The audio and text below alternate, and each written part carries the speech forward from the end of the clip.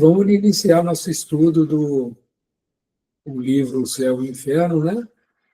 Então, vou colocar aqui a apresentação, só um segundo.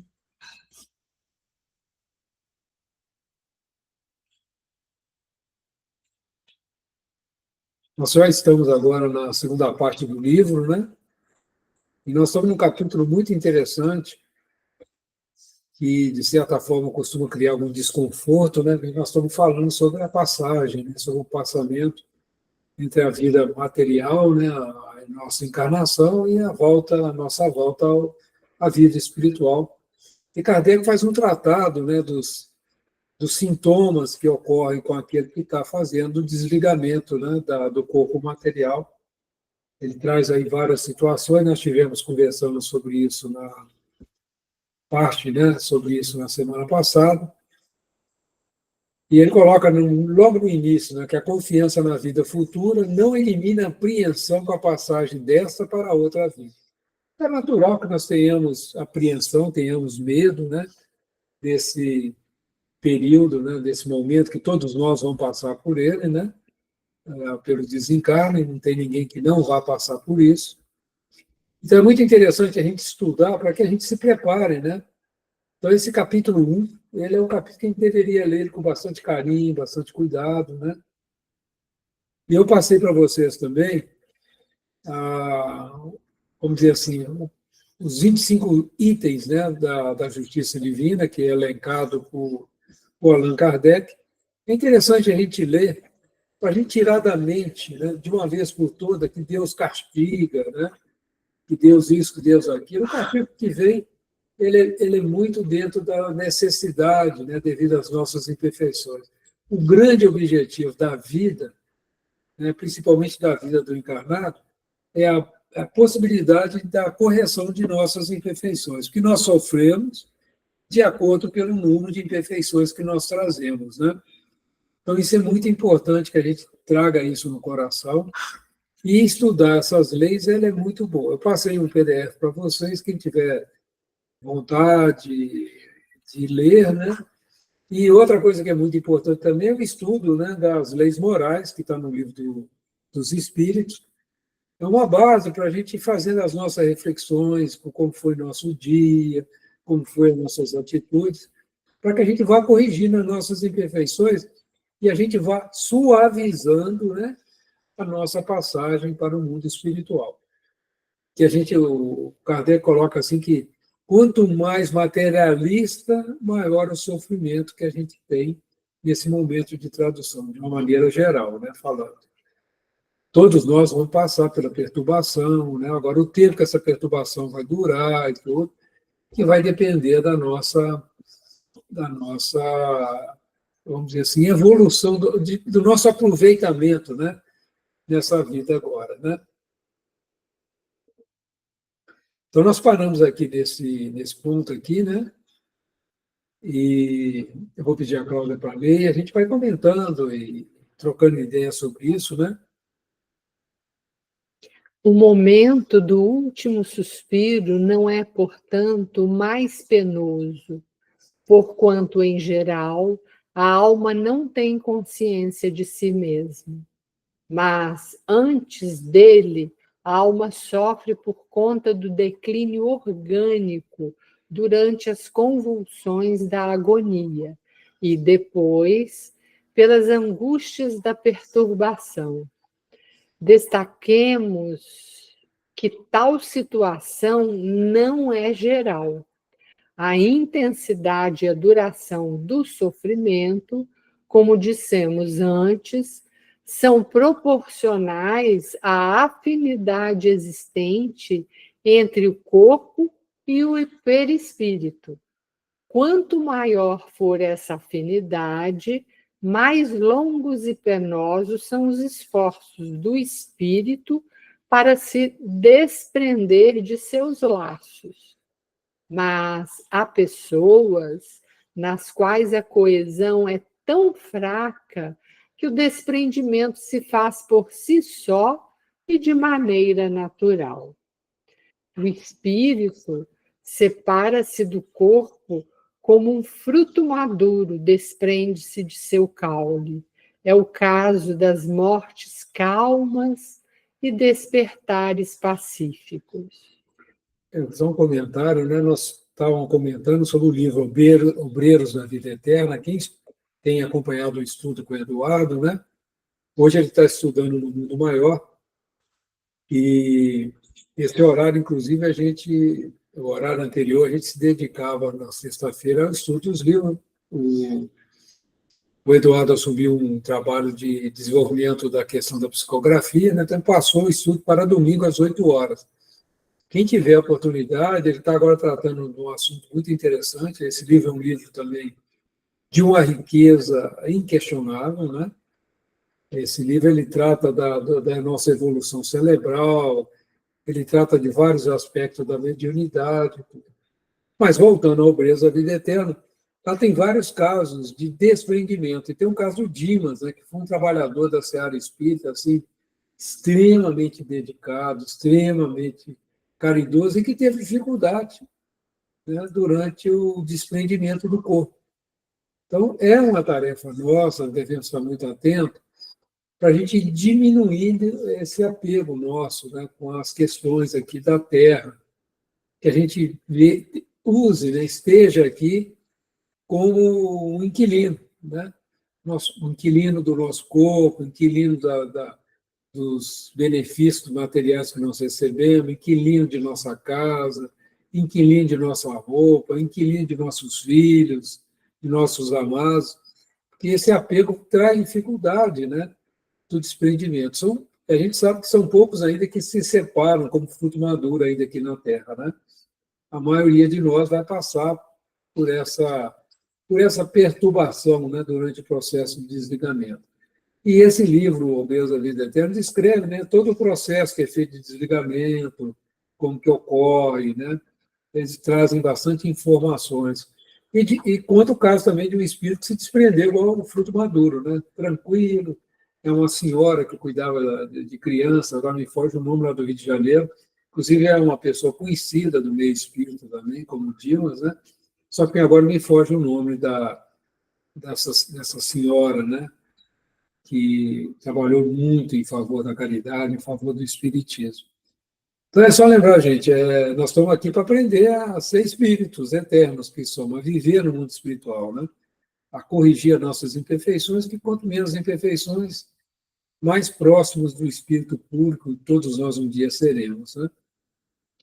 Alguma pergunta, pessoal, até nesse inteirinho? Alguma questão que ficou da aula passada, que vocês gostariam de perguntar? Tranquilo? Então, vamos em frente, hein? Mas fiquem à vontade, se quiserem interromper, levantar a mão ou não, levantar a mão, entrar, botar a carinha aí que a gente para ouvirmos, tá? O estado moral da alma é o principal fator determinante da maior ou menor facilidade de desprendimento.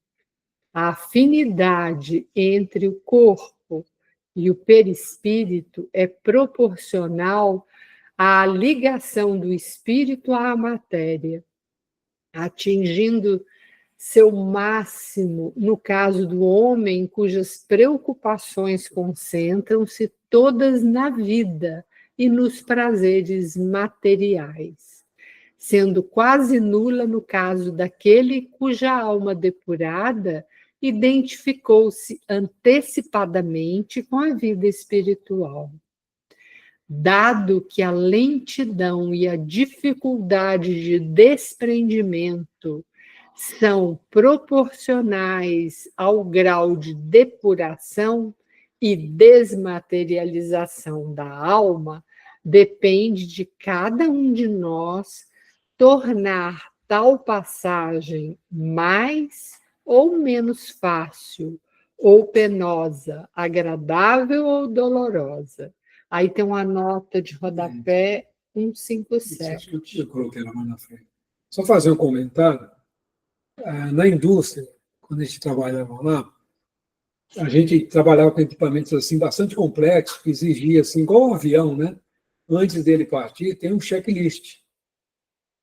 Ele verifica como é que está a pressão disso, pressão de óleo, como é que está aquilo, como que está o posicionamento da ferramenta X, como é que está determinado item e tal. Você tinha uma lista que você tinha que preencher e ir assinando item a item, para evitar de você esquecer de verificar como que está.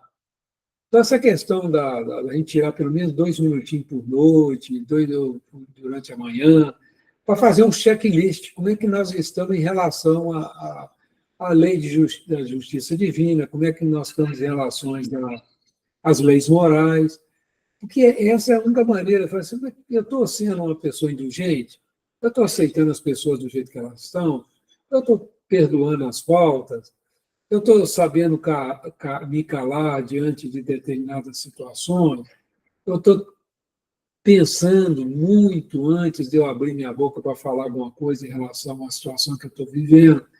Quer dizer, são questões que a gente precisa ir trabalhando, principalmente aquelas que nós já reconhecemos, né, como imperfeições em nossa vida. Porque é muito comum a pessoa falar assim, eu sou assim mesmo, eu sou colérico mesmo, eu perco a paciência, e achando que isso é normal, né? E não é.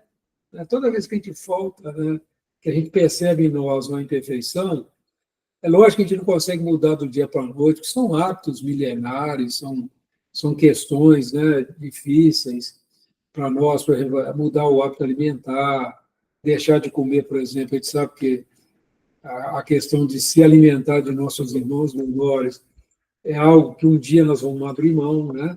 Nós temos dificuldade de fazer isso hoje, mas é algo que a gente pode ir se trabalhando e se preparando, a gente sabe que isso não vai ser feito do dia para a noite.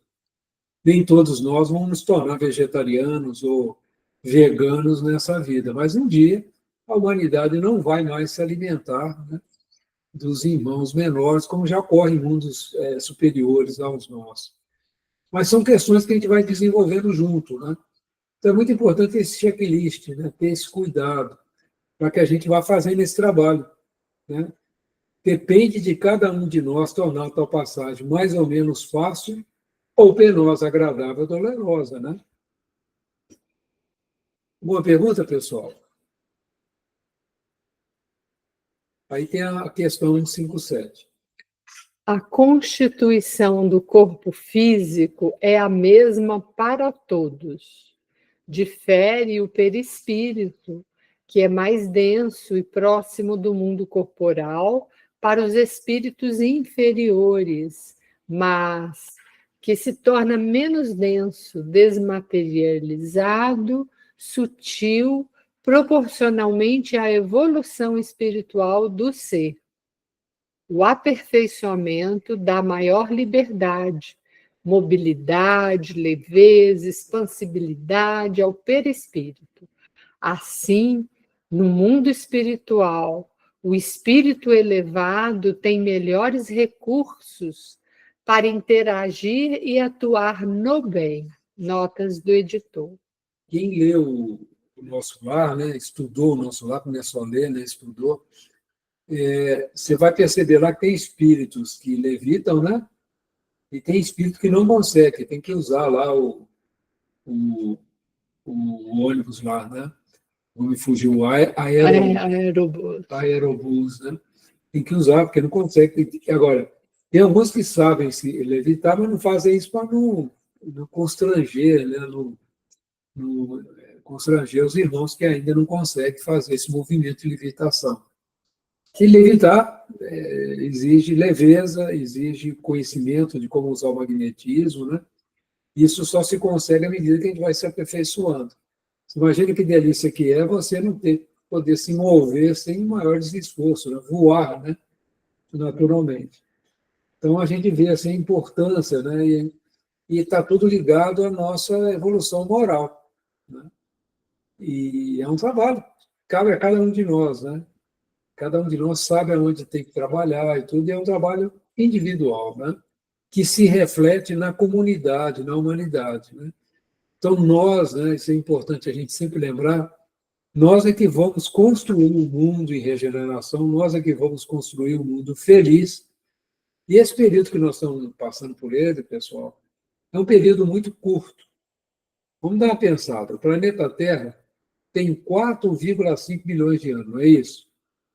Há quanto tempo nós estamos aqui como humanidade? Em torno de 300 mil anos. né, que nós começamos a estabelecer civilizações tem menos de 10 mil anos. Olha a velocidade. Da vinda do Cristo até agora, para chegar ao início do mundo de regeneração, já se passaram 2 mil anos. Né? Então, é rápido. Daqui a uns 8 mil, 9 mil anos, até se tornará um mundo feliz. Né? Estou aqui falando um pouco do meu achismo. Né? Mas é um processo de progressão geométrica, não é linear. A velocidade, à medida que a gente vai melhorando, vai subindo muito rápido. Não sei se vocês lembram do gráfico um gráfico assim, ele vai devagarzinho aqui embaixo, depois ele começa a subir, subir, subir, subir, muito rápido. Não sei se vocês lembram desse estudo das curvas, né, progressivas. Então, é muito interessante a gente ver, né, essa mudança. Mas nós vamos estar passando por esse perrengue, daqui a pouco nós estamos no mundo, iniciando um processo no mundo regenerativo, onde a gente vai sofrer menos do que nós passamos por esse mundo agora. Né? Agora nós estamos na mudança, está essa bagunça toda que nós estamos vivendo, mas devemos manter nosso coração bastante tranquilo. E nós que estamos recebendo a doutrina espírita, gente, quantos milhões no mundo estão recebendo essa doutrina? Né? Então nós somos, vamos dizer assim, como há 2 mil anos os primeiros cristãos, nós somos os primeiros espíritas, né? Nós fazemos parte desse grupo, né? Está aí há menos de 160 mil, 60 anos, né? Então é um grupo muito jovem, né? Muito pequeno ainda. Mas esse conhecimento ele vai ser levado a toda a humanidade, né? E isso é importante a gente ter consciência disso. E Jesus está confiando em nós para que a gente dê o exemplo, né? Dentro da nossa pequenez, dentro da nossa dificuldade, mas que nós dê o exemplo de seus ensinos, né? Do nosso esforço em modificarmos moralmente. Mais uma vez, alguma pergunta, alguma consideração? Tá? Senão, nós vamos em frente.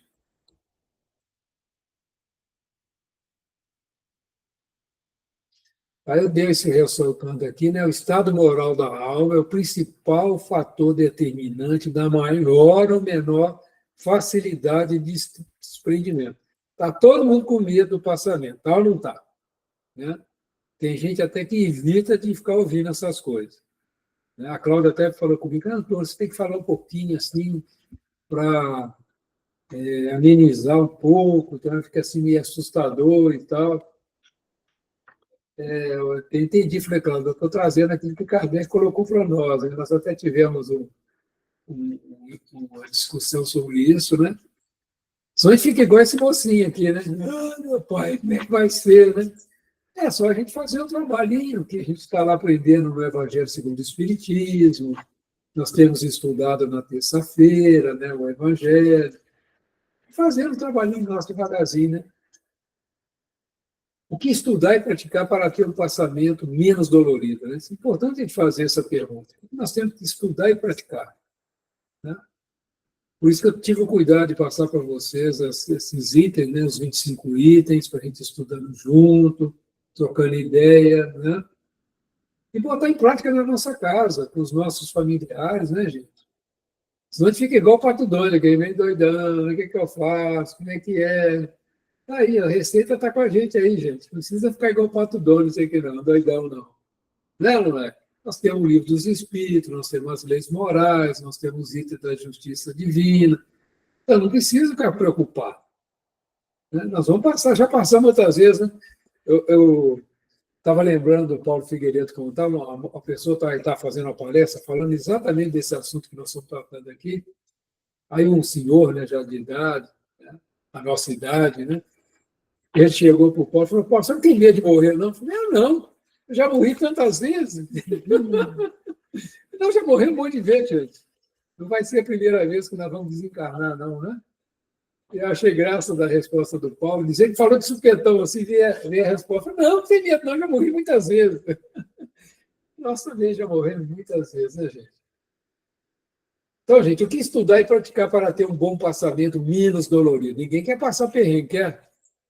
Né? Vocês querem passar perrengue durante o desencargo?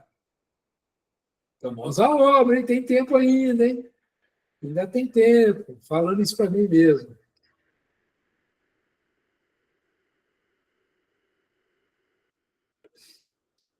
Isto posto a um tempo como teoria e como resultado da observação, resta-nos examinar a influência do gênero de morte sobre as sensações da alma no derradeiro momento.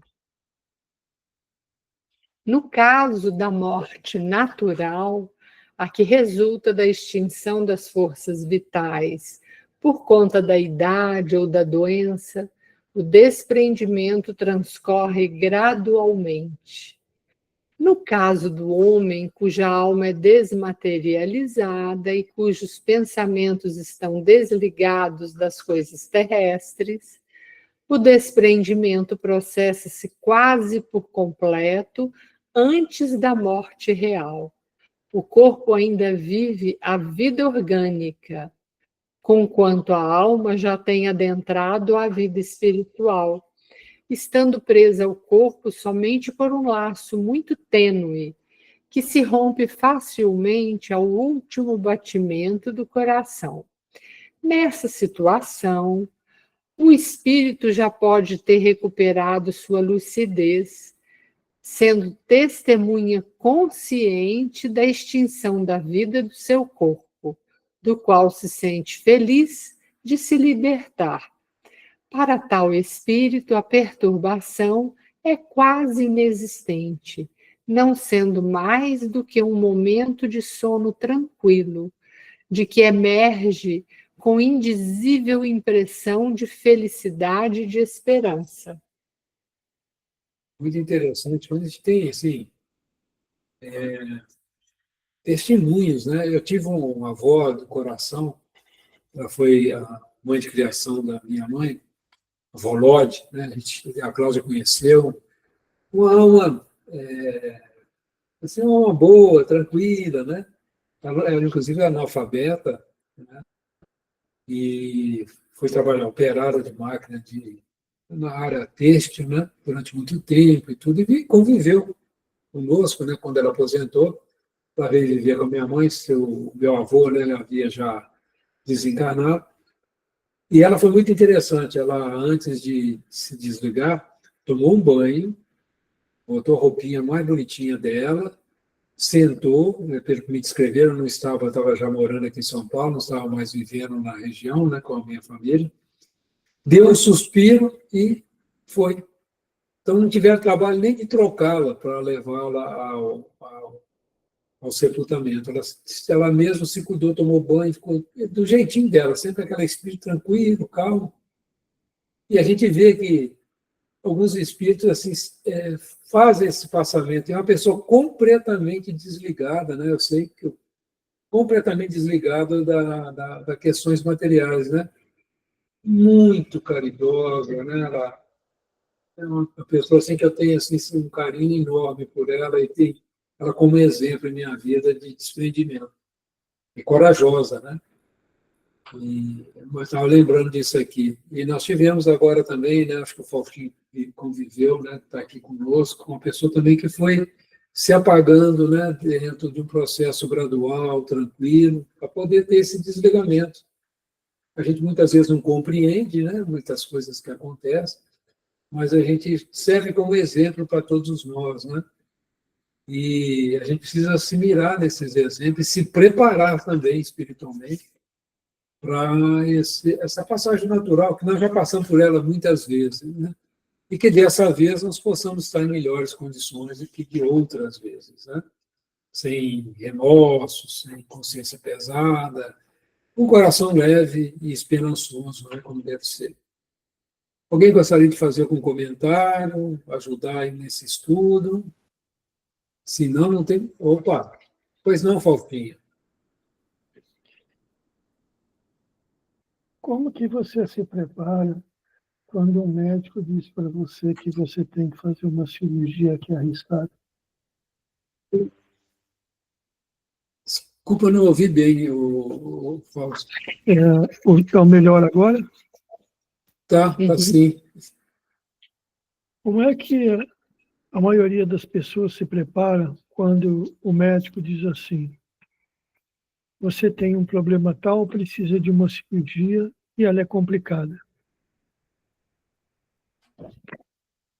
Eu passei por isso, Faustinho. Eu posso dizer para você, assim, a gente entrega para Deus, né? Faz a parte da gente, segue as recomendações e a gente está sempre na mão do Pai, né? Pelo menos eu estou dando a minha visão, né? E vai na tranquilidade, né? Vai em paz. Então, é o mesmo procedimento perante a morte. É, eu imagino. Mas isso vem de onde? Vem da sua fé, vem da sua confiança. E não vem da incerteza. Aquele que vai para o médico diz assim: você tem que passar por uma cirurgia. Ele sai de lá, fica desesperado, fica pensando nisso, né? E aí fica. Liga para um, liga para outro, pede pressa para Deus e todo mundo. Aí Deus fala assim: você está pedindo para mim ou está pedindo para os outros? É isso. Mas é isso mesmo. A gente, passando por uma situação dessa, a gente consegue avaliar em que estado nós estamos. Se nós aceitamos com compreensão, com fé, com confiança, não importa o que vai acontecer. Não importa. Se está chegando a nossa hora, essa cirurgia que vai causar o desencarne, ela pode ser uma bênção. É. E às vezes a pessoa pede tanto e concede uma nova oportunidade, mas chega, passa um pouco de tempo, ela está andando numa rua, vai atravessar a rua, um carro vem, pega ela e fala: eu não vi. E aí, o que acaba acontecendo? A pessoa que causou, que cometeu o acidente, muitas vezes não tem culpa, mas como que ele fica pensando nisso? Então foi aquela história, né, que a moça falou para aquela mãe que foi procurar o Chico e que a empregada estava andando com a menina de bicicleta e a menina caiu e acabou falecendo. E aí alguém falou para essa mãe: você já agradeceu ela por ela ter auxiliado a partida da sua filha? E se a filha estivesse com você? Ia ser muito mais difícil, né? Pois é. Então, essa é a hora que a gente vê. É aquela história, né? A dor nos iguala. Então, quando chega essa hora, aonde está a confiança? Você falou assim: entrega a Deus. Sim, nada mais do que isso. Nós temos que se entregar e não ficar pensando nisso. Nós vimos um exemplo agora há pouco, na leitura do Paulo Estevam. Ele passou tudo aquilo com serenidade. É difícil. Com confiança, com fé, independente do resultado que fosse acontecer. O que eu já acompanhei do Paulo até agora, e quase que ninguém comenta, é a fé com que ele viveu tudo isso depois da porta de Damasco. Fantástico. A confiança dele, a perseverança dele em fazer as coisas, independente de quem é que fosse. A serenidade, quando foi colocado para ele que talvez ali ele pudesse morrer antes de ir para a prisão,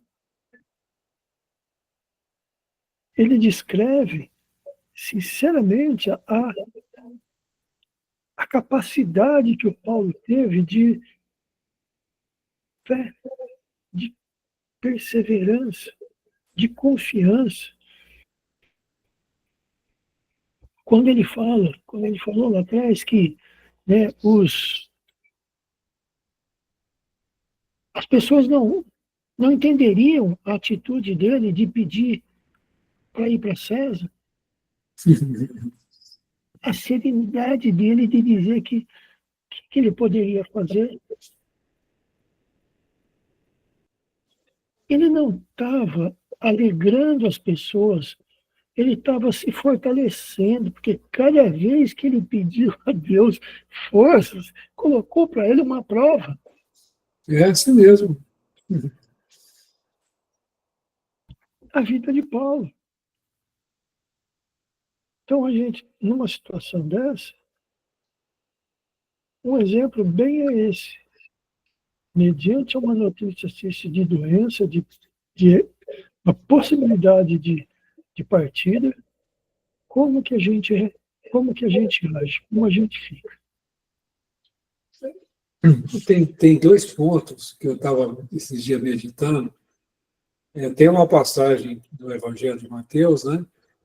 Eu não sei se está no Evangelho isso, acho que está nos contos de Humberto de Campos. Tem a pessoa aleijada, né, que desce pelo telhado e os amigos interferem para que ele tenha cura, né?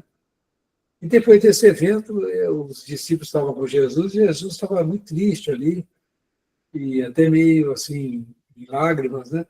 Aí eles perguntaram, por que foi Jesus? Você sabe, eu não me lembro o nome do, do homem que foi socorrido, se ele tem citado o nome dele, e ele fala assim, eu estou muito triste porque foi feita a cura, ele voltou a andar e tal, mas ele está agora, nesse momento, reunido com os amigos, envolto em bebida, envolto nos velhos hábitos, que o levaram a essa situação que ele está hoje. E eu estava pensando também, nós passamos por um processo de pandemia muito sério, e muitos de nós fomos poupados, né, de sofrer com esse Covid, né? Mas o que nós fizemos, o que nós aprendemos com essa situação que nós vivemos, de isolamento, de dificuldades, né? A gente precisa tirar uma lição disso, para que a gente, porque senão acaba tendo vindo outro processo, né, expiatório para ver se acorda a humanidade. Porque eu acho que tudo isso que aconteceu com a gente até agora, isso eu estou dando a minha opinião, a minha visão, tá? Ele foi para nos alertar com esse materialismo que nós estamos vivendo nele, essa corrida louca, né, para os recursos materiais, toda essa situação que o mundo está vivendo e tudo. E eu estou vendo de novo isso acontecendo e falo assim, a turma não entendeu, né? Voltou-se de novo aos velhos hábitos, né, de certa forma. Então é algo para a gente meditar, né? Porque o trabalho é esse, gente, é a gente trazer a moral do Cristo para a nossa vida, né, na prática. E isso exige muita reflexão de todos nós, né? Não existe receita, cada um vai encontrar o seu caminho, né? Ninguém tem receita, ninguém aqui é exemplo de, de santidade. Mas nós estamos recebendo bons exemplos, como o Fausto comentou agora do livro Paulo Estevão, né? Esse exemplo da fé e da compreensão da vontade de Deus em sua vida, né? Porque ele foi levado a ele de ter o mesmo sacrifício do Cristo, né? E ele veio e falou, opa, que armadilha é essa? Eu tenho uma tarefa ainda a cumprir, que Jesus deixou claro, né? Que é a tarefa de levar o evangelho até o centro do Império Romano, né? Levar a notícia do evangelho com a clareza de Paulo até lá o Império, né? A capital do Império. É muito interessante. O Faustinho tem chamado muita atenção da gente prestar atenção nas questões morais que está sendo apresentado no livro Paulo Estevam. Alguém mais gostaria de comentar? Algum ponto adicional? Então, vou dar mais uma caminhadinha aqui. Realmente, isso é uma coisa muito importante, né? A história toda tem a sua época, tem as suas... Como é que eu vou dizer? Ela tem as importâncias da época em que isso foi feito. Mas os ensinamentos morais de Paulo e a descrição do que ele sentia, do que ele passava nessa narrativa, é uma coisa para se refletir, para se pensar muito, para estudar, porque é uma coisa muito simples. Nossa, quanto que ele sofreu, quanto que ele foi perseguido, mas coloque-se no lugar dele.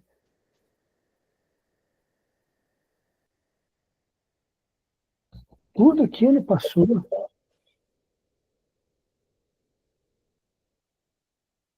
Quer dizer, se ele não tem uma fé, não tem um amparo, se ele não tem confiança no amparo de Deus e de Jesus, o que teria acontecido com ele?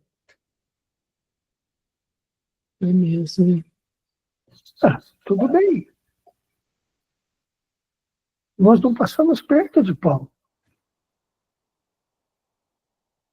Não passamos perto. Nenhum de nós chegou e teve, né, a felicidade de ter uma pergunta de Jesus.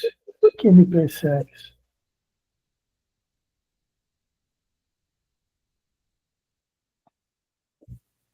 Nossa vida hoje, nos queixamos de pouco. Reclamamos, porque muitas vezes não podemos viajar, porque temos um compromisso com a doutrina. Nós não podemos fazer isso, porque a doutrina ensina que não devemos ser desse jeito. Pô, mas eu não tenho liberdade? Então, o que você falou está muito certo, então. Precisa se refletir mais sobre esses ensinamentos morais que é citado nas passagens de Paulo no livro.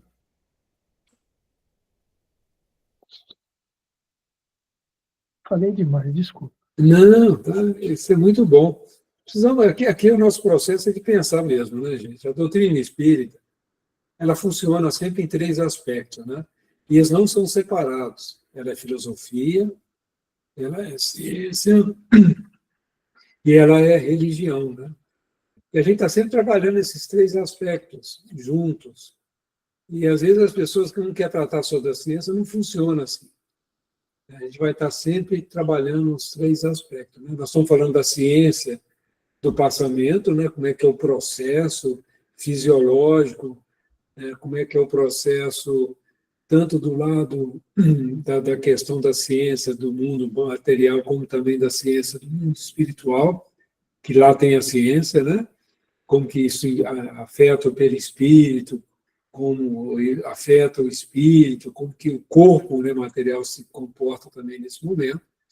Então, é muito interessante a gente ver que a doutrina está sempre trabalhando nesse tripé. Se tirar um dos pezinhos do banco, o banco cai.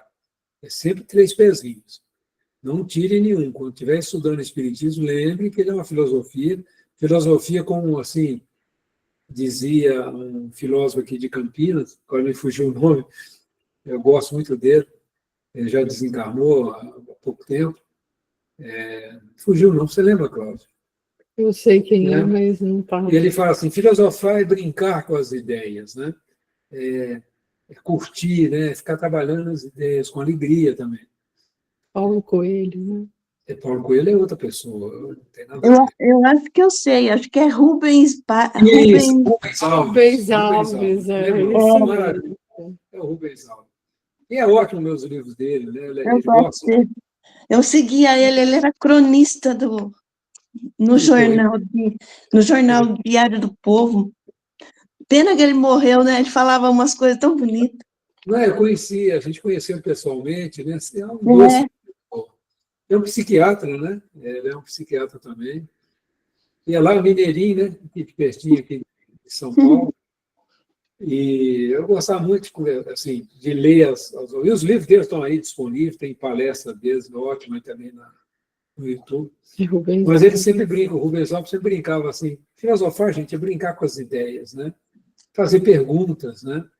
Então, nós temos que fazer umas perguntas. Nós estamos preparados, né, para esse desenlace? Quanto que eu estou desmaterializado? Como é que estão meus interesses pessoais, né? E não se sentir constrangido, sentir alegria, né, da gente estar recebendo as notícias como essa aí, para a gente se preparar, né? E é duro ser pego de surpresa, não é, gente? Só tendo a oportunidade de não ser pego de surpresa.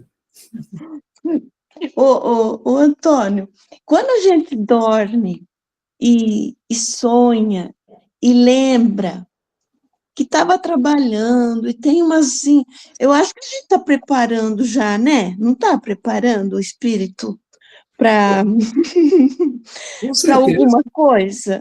com certeza. A gente morre todo dia, né? A gente, de certa forma, morre todo dia. Você tem seu raciocínio, na minha visão, não está errado, não, é isso mesmo. Porque quando a gente dorme, praticamente a gente sente assim que, pelo menos eu sinto isso. Quando eu falo assim, chegou aquela hora que parece que você vai encontrar umas pessoas bacanas, sabe? E que vai fazer um bem danado para você.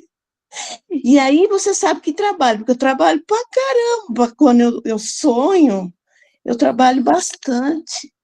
E é um serviço puxado mesmo, sabe? Eu É o imagino. mesmo serviço que eu fazia no. É quase o mesmo, de enfermagem. Parece que eu não tenho que trabalhar na enfermagem espiritual. E nós sabemos que tem bastante enfermos lá, né? Sabe disso, é muito bom.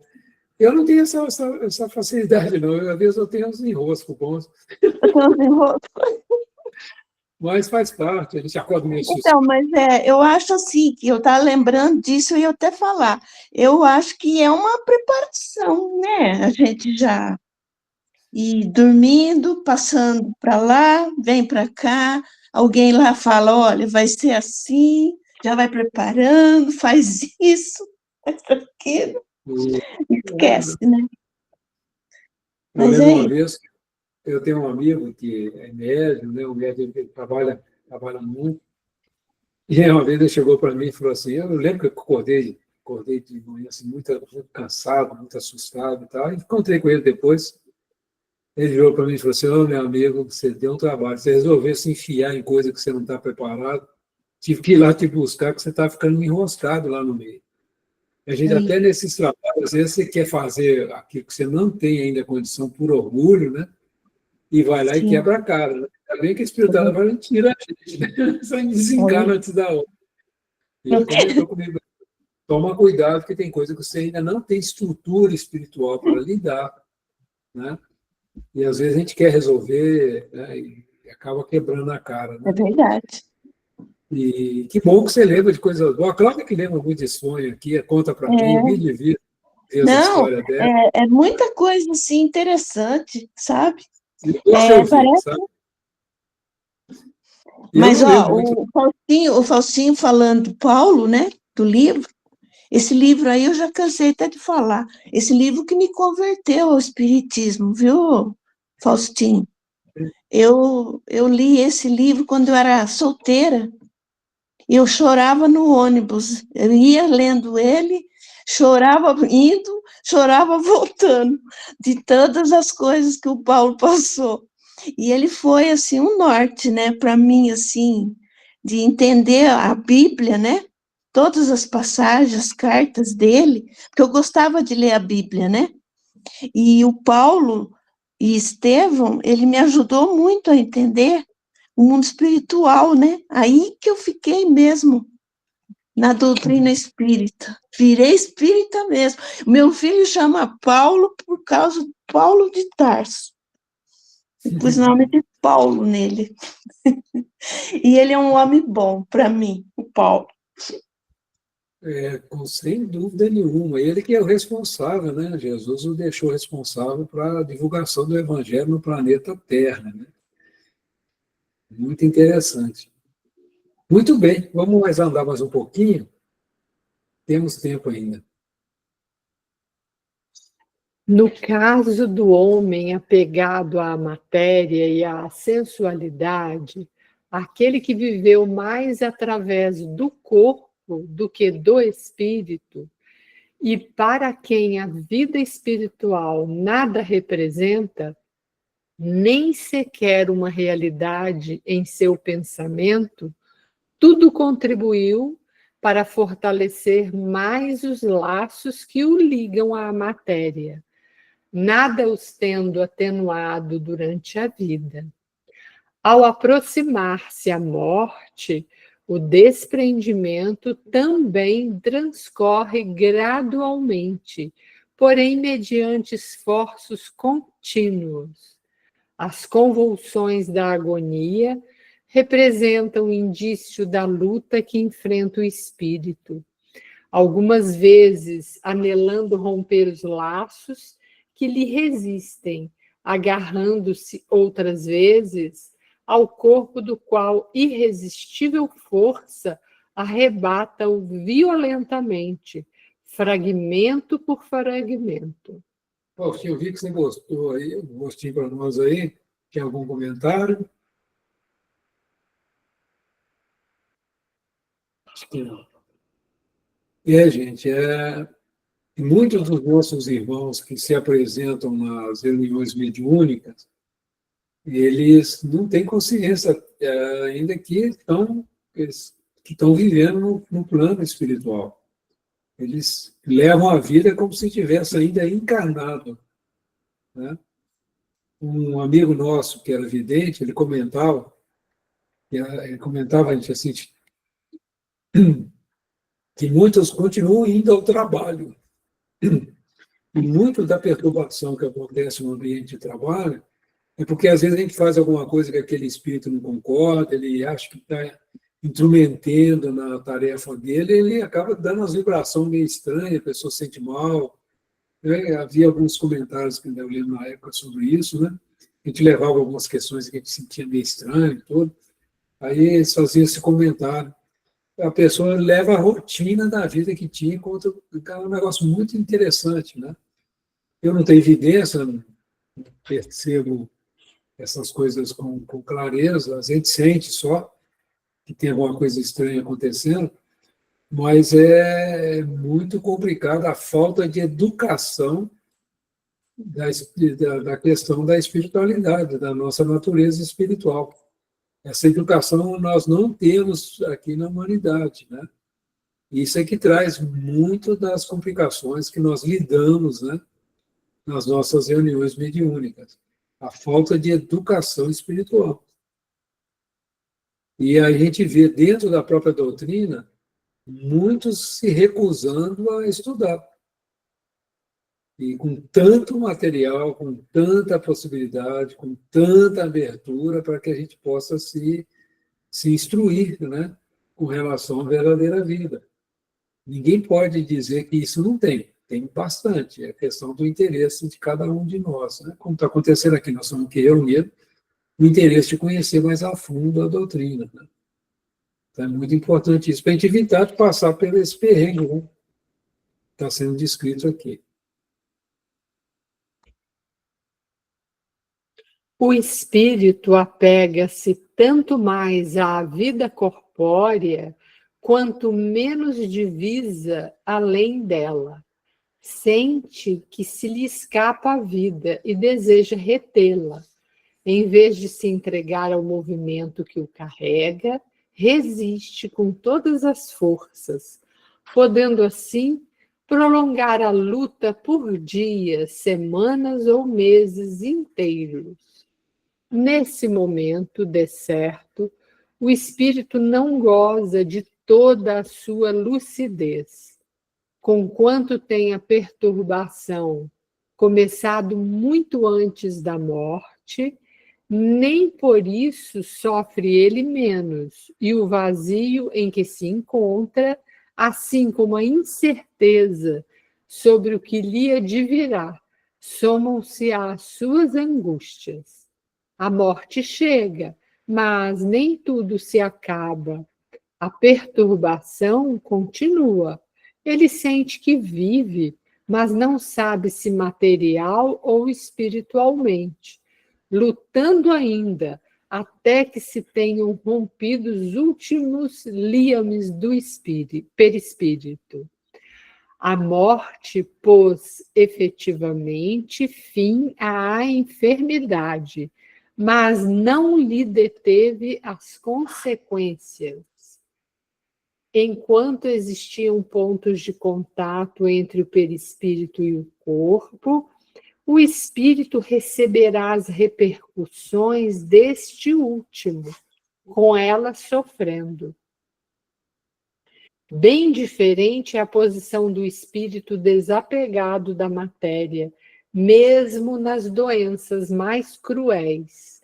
Os laços fluídicos que o unem ao corpo, sendo muito tênues, rompem-se sem qualquer abalo, e então sua confiança no futuro, que ele já entrevê pelo pensamento, e por vezes mesmo de fato, faz com que encare a morte como uma libertação e seus males como uma prova, advindo-lhe daí uma calma moral e uma resignação que lhe amenizam o sofrimento. Após a morte, rompem-se os laços de imediato e nenhuma reação dolorosa se produz. Ao despertar, o espírito sente-se livre, disposto, aliviado de um grande peso e muito feliz por não mais sofrer.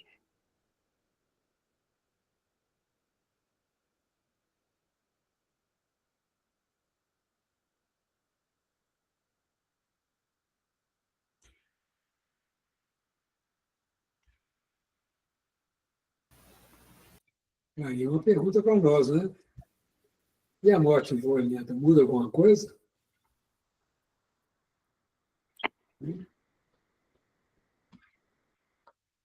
O Faustinho estava comentando, né? Nós vamos entrar nesse item agora. Mas, Faustinho, por favor. Depende do espírito, né? Então, isso me fez lembrar aqueles cristãos que foram para a arena. Não, não sei. Talvez tenha sido uma morte violenta Com certeza, Com né, certeza. para aqueles animais, mas eles tinham tanta fé, Muita mesmo, Fausto. tanta confiança, que como é que eles chegaram do outro lado? É diferente quando você está, no caso deles, né? É diferente quando você está viajando pela estrada de um carro e acontece o acidente e você desencarna bruscamente. Ou você está, como aconteceu lá em Porto Alegre, com aquele pessoal daquela boate que desabou. Ou aquelas pessoas que estão na guerra entre a Ucrânia e a Rússia, mesmo lá no Irã e o Iraque, estão brigando também. Um povo doido, parece que não tem comida. Então, é um pouco diferente, né? Lá nessa guerra santas, ainda tem um segundo detalhe, que é o detalhe religioso.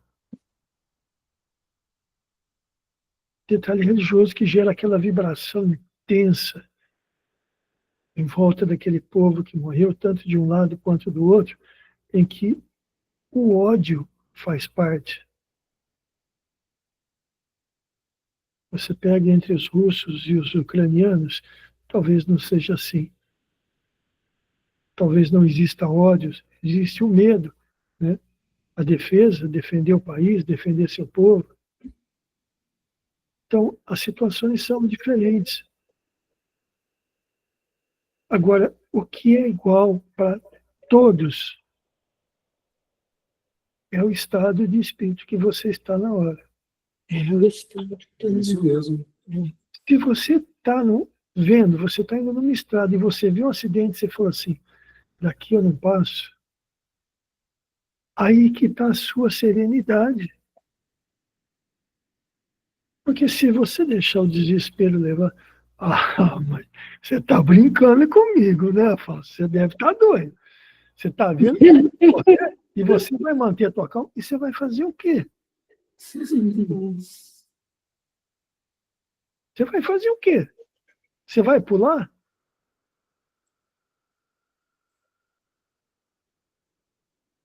Agora, a diferença daquele que está na guerra, que está lá, em algum lugar dentro da sua casa, dormindo, cai uma bomba em cima do prédio que ele mora, da casa que ele mora, nas redondezas, o prédio desaba, ele está dormindo. Ele não tem como se preparar nesse ponto. Não dá para saber. É uma loucura, né? Ai, Mas o estado que ele estava antes já faz parte. Então, ele foi dormir, ele fez as preces dele, fez as orações, entregou a alma dele, né, na mão de Deus, já fez talvez metade do caminho. O resto vai ser consequência do quê? Da consciência dele do que ele fez durante a vida. Mas aqueles cristãos que estavam na arena, gente, coloque-se no lugar deles. É uma sublimidade tão grande de consciência e de fé. Eles iam cantando. cantou. Você lembra, tem uma passagem de Maria, quando Maria desencarna, né? Ela pede que ela seja levada até o circo. E ela incentiva uma mocinha que estava presa lá, estava muito ansiosa e tal, a cantar, que ela sabia que ela cantava, né? Foi uma das cenas mais bonitas, né, do livro. Acho que é há 2000 anos, né, se eu não estou enganado, que tem essa passagem. Agora me fugiu. E ela vai lá, incentiva, e eles entram na arena. Você imagina o pessoal assistindo, aquele pessoal indo para a morte iminente, né, ser devorados, né, que eles esbarravam, queimavam. Era uma loucura aquilo lá, que não vem o caso aqui de escrever. Cantando. Esse povo que segue o Cristo é louco, né? Vai cantando. E assim, eu cantando. É uma coisa muito linda isso. E a gente deve ir cantando mesmo. A gente tem uns amigos que é da Umbanda, né? Eles brincam assim, quando a pessoa está nesse processo de agonia, assim, vamos cantar para subir. Né? Aqueles cantos que eles têm, né? Os protetores e tal, eles vão cantando e tal, para o espírito subir, o espírito se desprender do corpo, né? É muito bonito a gente ouvir as descrições disso aí. Nós temos um casal que nós amamos muito, que estão tanto no espiritismo quanto no trabalho da Umbanda, né? E eles estudam lá o Evangelho, está tudo direitinho, não tem nada assim que eu possa falar de coisa muito interessante. Eu achei interessante essa descrição deles. Pessoal, já está dando, mas já deu nossa hora, né? Nós vamos deixar as N-Quest, mas vou deixar uma perguntinha para vocês. Que eu ouvi esses dias, achei muito interessante, de um filósofo francês, da atualidade. Ele é cristão, não é espírita, naturalmente. Ele fez a seguinte pergunta, eu não vou responder hoje. Não sei se vocês conhecem. Se a sua casa estiver pegando fogo, o que você salvaria primeiro? Tá? Fica a pergunta, se a sua casa estiver pegando fogo, o que você salvaria? E a gente vai pensar um pouquinho sobre isso na próxima aula nossa. Próximo encontro, não é aula, né? Nosso encontro de estudo, todos nós somos aqui alunos, né, aprendendo. Então, no nosso próximo encontro de estudo, fica essa pergunta. Se a sua casa estiver queimando, o que você salvaria? Que Deus nos ampare, né? Ô, Genivaldo, meu filho, você gostaria de fazer, ou a Nilza, né, fazer a oração de fechamento, ou o Fábio, ou o Faustinho, um de vocês? Não precisa ter pressa não, hein, gente? Não precisa se atropelar, não. Bom, Ô, Genivaldo. eu salvaria a gaiola e passarinho e os cachorrinhos. Então tá bom. Então tá bom. A resposta para o próximo encontro, hein? Faustinho, você quer fazer oração, Faustinho? Antônio, eu salvaria os cunhados. Isso que é amor, isso que é amor. Eu penso essa coisa. Essa é boa. Fábio, aí tá vendo, Fábio? Vocês vão ser salvos. Fábio, Jesus amado. Bom, depois dessa, vou fazer a oração, então. Então tá, então faz.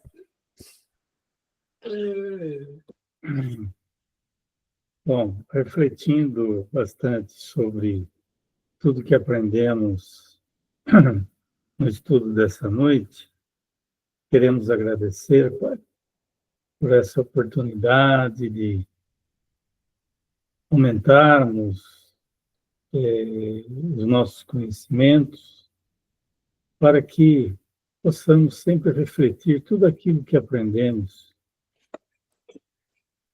e continuando sempre aprendendo a cada dia. E, no meu ver, não adianta nada aprendermos se não aplicarmos no nosso dia a dia.